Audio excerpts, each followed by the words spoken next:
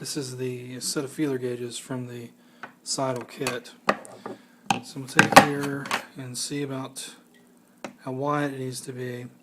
So I'm going to come down to about here because I don't want it to be too wide because I need a little bit of wiggle room there with the other reeds. So I'm going to cut it off right about here. So to do that, I'm going to get this as straight as possible across, and it's going to bend it. And there it is. It's kind of straight. So if I want to straighten it up, I can take the file, straighten it up a little bit.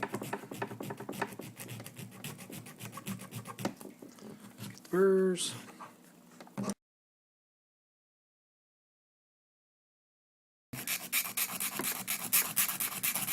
So I'm just using my hand, kind of freehanding it, trying to keep this groove here as straight as I can.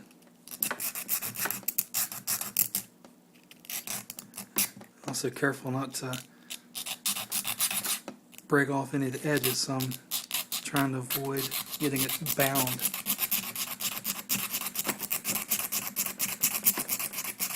Here, I want that flush at the top of the rivet pad, and I want this groove down here at the bottom. So I'm going to keep going a little bit more on this.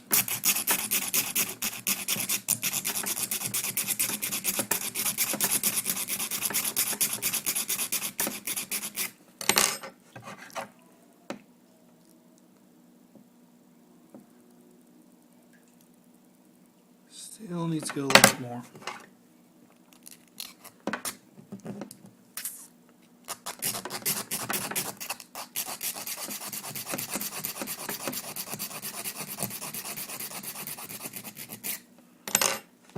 Now we'll check it. That's about right. So now at this point we've got this groove going right down the middle, and we're going to take the side of the file and just file from the sides. So basically we're just making that groove wider all the time, trying to keep it square. That's real close. And at this point, when you're right here, when it kind of almost wants to slip over, but it's not quite, at that point just start squaring it up. Once you square it up, it should be fine. Okay, so I wound up, these knobbies were a little bit too long in the end, so I wound up clipping them off a little bit.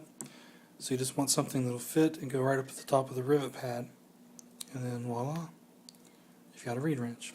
Thanks, have a great day. So these tips right here were just a little bit too long, so I just snipped just a hair of them off. And the shim I actually wound up using was a 12 thousandths, 0.3 millimeter. And when you're using one that's kind of thin like that, the way to use it, just slip it over, but then take your thumb and apply a little downward pressure, so you've got that spring force of the shim is actually holding it down. If you went a little bit thicker, that wouldn't be necessary, but for some reason I just always like doing that. So voila, it works. You've got a reed wrench.